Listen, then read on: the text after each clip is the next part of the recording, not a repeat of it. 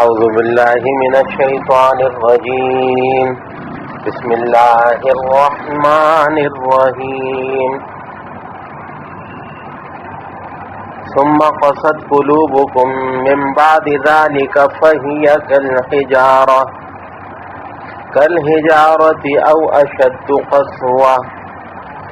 وإن من الحجارة لما يتفجر منه الأنهار وإن منها لما يشقق فيخرج منه الماء وإن منها لما يهبط من خشية الله وما الله بغافل عما تعملون.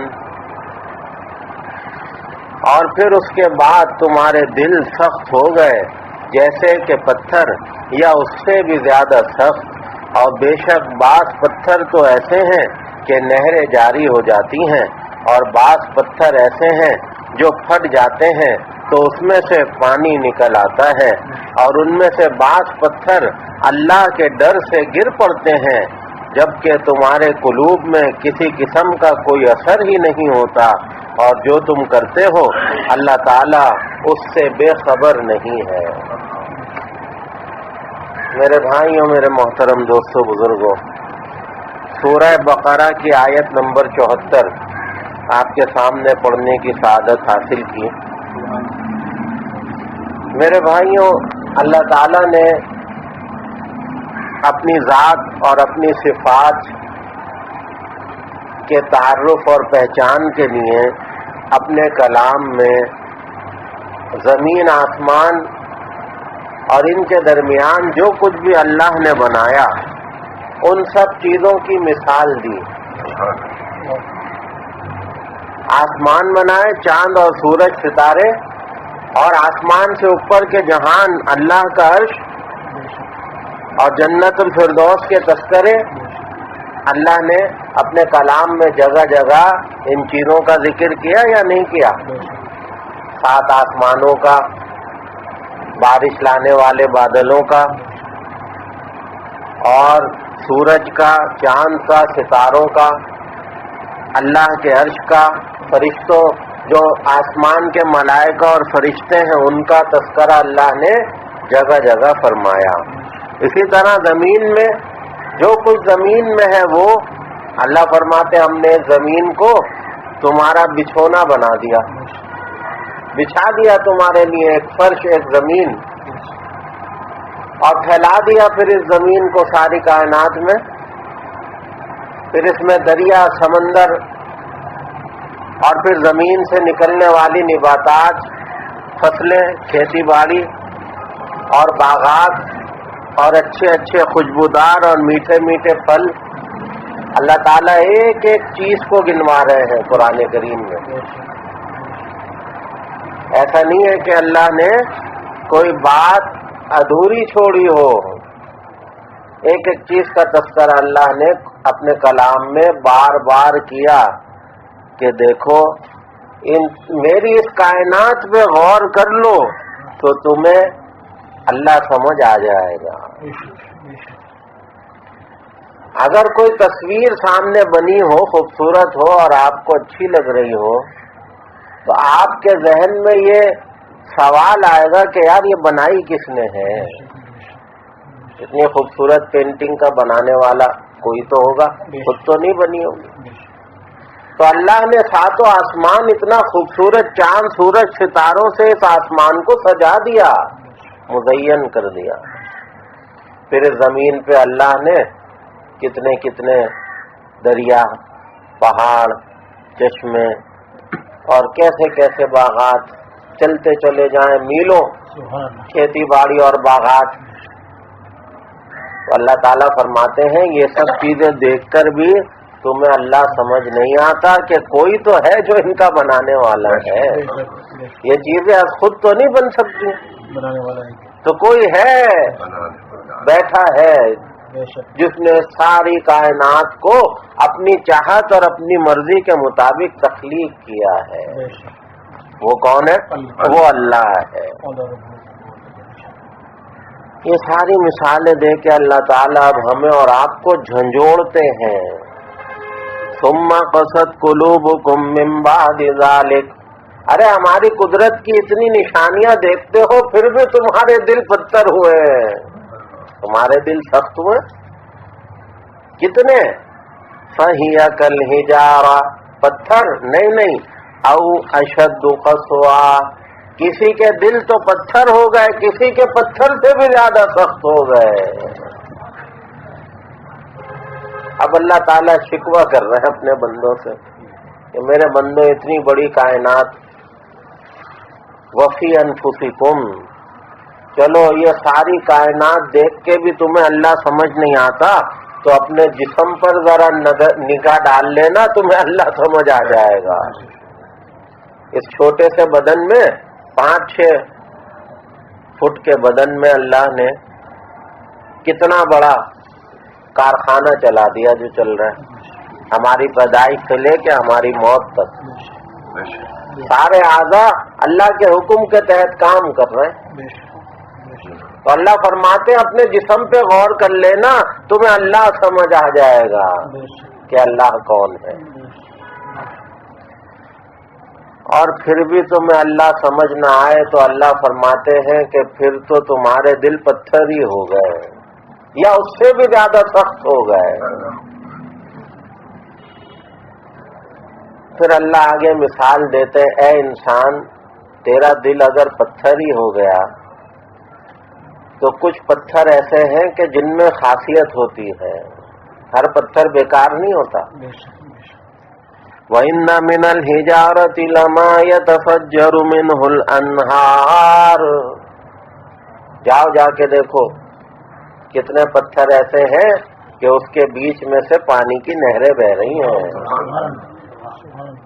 جاؤ پہاڑی سلسلوں میں جا کے دیکھو. اللہ فرماتے ہیں کہ جاؤ جا کے دیکھو، ذرا پتھروں پہ غور کرو، نگاہ ڈالو. پتھروں کو چیر کے ہم نے نہریں بہا دی. وَإِنَّ مِنْهَا لَمَا يَشَّقَّقُ فَيَخْرُجُ مِنْهُ الْمَاءُ. اب بڑی بڑی چٹانوں پہ غور کرنا کہ اس میں سے پانی نے چھوٹے چھوٹے راستے بنا دیے. حضرت موسیٰ علیہ السلام اور لاٹھی کا واقعہ نہیں سامنے کہ جب قوم نے کہا موسیٰ پیاس سے مر رہے ہیں، اللہ نے کیا حکم دیا کہ اپنی لاٹھی اس پتھر پہ مارو. اللہ نے 12 پانی کے نلکے جاری کر دیے. 12 لائنیں اس پانی کی اس پتھر سے جاری ہو گئی. اور 12 کس لیے کہ 12 قبیلے تھے، ہر قبیلہ الگ لائن بنا لے، آپس میں نہ جھگڑو. تو اللہ فرماتے ہیں کہ اگر پتھر بھی ہو گئے تو وہ پتھر تو بنو جس سے دوسرے کو فیض تو مل رہا ہے. اگر تم پتھر ہی ہو گئے تو کم سے کم ایسے پتھر تو بنو کہ دوسرے کو فائدہ تو ہو. اور وَإِنَّ مِنْهَا لَمَا يَهْبِطُ مِنْ خَشْيَةِ اللَّهِ. اور بعض پتھر تو ایسے ہیں کہ اللہ کے خوف اور خشیت سے نیچے گر پڑتے ہیں. اللہ کا خوف جب آتا ہے، اللہ کی خشیت جب طاری ہوتی ہے ان پہاڑوں پر تو ان کی بڑی بڑی چٹانیں نیچے گر پڑتی ہیں. ہوتا ہے پہاڑی سلسلوں میں، پہاڑی تودے نیچے گر گئے بھائی، بڑے بڑے پہاڑ کے پتھر آ کے بڑی بڑی چٹانیں نیچے گر گئی آ کے. تو اللہ تعالیٰ فرماتے ہیں وہ ایسے ہی نہیں گرتی ہیں، پہاڑ کی وہ چٹانیں ہمارے خوف سے نیچے آ پڑتی ہیں. تو بھی اللہ نے مثال دے کے بات سمجھائی، اے انسان ساری کائنات دیکھ کے بھی تو ہمیں نہیں پہچان رہا تو کیا تیرا دل اتنا سخت، پتھر سے بھی زیادہ سخت ہو گیا. ارے پتھر کی مثال دے کے اللہ فرماتے ہیں یہ پتھر بھی ہمیں یاد کرتے ہیں، ہمارا ذکر کرتے ہیں، ہماری عبادت کرتے ہیں. یسبح لہ السماوات والارض ومن فیہن. ساتوں زمین اور ساتوں آسمانوں کے درمیان ہم نے جتنی بھی چیزیں پیدا کر دی چاہے وہ جاندار ہو یا غیر جاندار ہو، وہ سب ہمارا ذکر کرتی ہیں۔ وَإِن مِّن شَيْءٍ إِلَّا يُسَبِّحُ بِحَمْدِهِ وَلَٰكِن لَّا تَفْقَهُونَ تَسْبِيحَهُمْ۔ چھوٹی سے چھوٹی چیز بھی کائنات میں جو ہم نے بنا دی، تمہیں نظر آ رہا ہے یہ بے جان ہے، لیکن وہ بے جان بھی ہمارا ذکر کر رہی ہے۔ وَلَٰكِن لَّا تَفْقَهُونَ تَسْبِيحَهُمْ، لیکن تمہیں شعور نہیں ہے ان کی عبادت کا۔ تمہاری آنکھوں میں پردے ہیں، تمہارے کانوں میں پردے ہیں، تمہیں شعور نہیں ہے کہ تم ان کی عبادت، ان کے ذکر اور ان کے تذکرے کو سنو۔ لیکن اللہ نے ایسی مثالیں دکھائیں، احادیث میں جگہ جگہ موجود ہیں، جس سے یہ درس ملتا ہے کہ کائنات کی ہر شے میرے رب کو یاد کر رہی ہے۔ یہ لکھا ہے کہ حضور اقدس صلی اللہ تعالی علیہ وسلم تشریف فرما ہے، ابو بکر، عمر اور عثمان بھی ہیں، آپ نے کچھ چھوٹی چھوٹی کنکریاں اپنے ہاتھوں میں اٹھائیں۔ اب یہ تینوں صحابہ خلفاء یہاں بیٹھے، فرماتے ہیں کہ ہم نے یہ دیکھا کہ وہ کنکریاں حضور کے ہاتھوں میں اللہ کا ذکر کرنے لگی۔ کسی کنکر سے سبحان اللہ کی آواز آ رہی ہے، کسی سے الحمدللہ کی، کوئی لا الہ الا اللہ پڑھ رہا ہے۔ فرماتے ہیں آقا نے وہ پھر نیچے رکھ دی، تو ان کا ذکر پھر ہمارے کانوں سے چھپ گیا، اوجھل ہو گیا۔ تو معلوم یہ ہوا پتھر کی کنکریاں ہیں لیکن رب کا ذکر کر رہی ہیں، رب کو یاد کر رہی ہیں۔ اللہ نے حضور کی برکت سے صحابہ کو سنوا دیا، اور جب آقا نے نیچے رکھ دیا انہیں تو وہ ذکر ان سے چھپ گیا۔ آقا نے پھر دوبارہ وہ کنکریاں اپنے ہاتھوں میں اٹھائیں اور ابو بکر کے ہاتھ پہ رکھ دیں، ان کنکریوں نے پھر بآواز بلند ذکر شروع کر دیا۔ تو ابو بکر نیچے رکھ دو، ابو بکر نے وہ کنکریاں نیچے رکھی تو ذکر پھر بند ہو گیا۔ آپ نے پھر اپنے ہاتھوں سے اٹھا کر عمر کے ہاتھوں میں رکھی، عمر کے ہاتھ میں جا کے پھر ان کے ذکر کی آواز بلند ہو گئی۔ کہا اے عمر اب تم بھی نیچے رکھ دو، نیچے رکھ دیا، ذکر بند ہو گیا۔ بند ہونے سے مراد ان کی آواز اوجھل ہو گئی۔ پھر آپ نے اپنے دست مبارک سے وہی کنکریاں عثمان کے ہاتھوں میں رکھی، تو ان کے ہاتھوں میں جا کے بھی کنکریاں ذکر کر رہی ہیں، ان کے ذکر کی آواز صحابہ سن رہے ہیں۔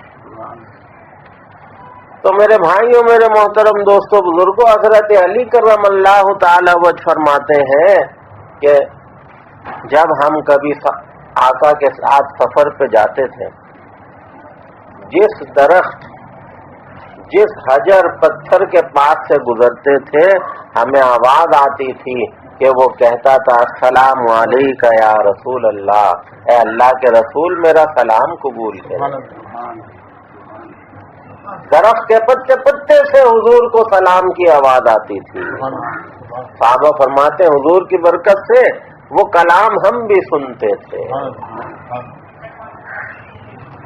ایک دفعہ آقا نے فرمایا کہ دیکھو نبوت سے پہلے میں جب جاتا تھا غار حرا میں، تو راستے میں جو پتھر اور چٹانیں تھیں مجھے اونچے آواز میں سلام کرتی تھیں، میں ان پتھروں کو آج بھی جانتا ہوں۔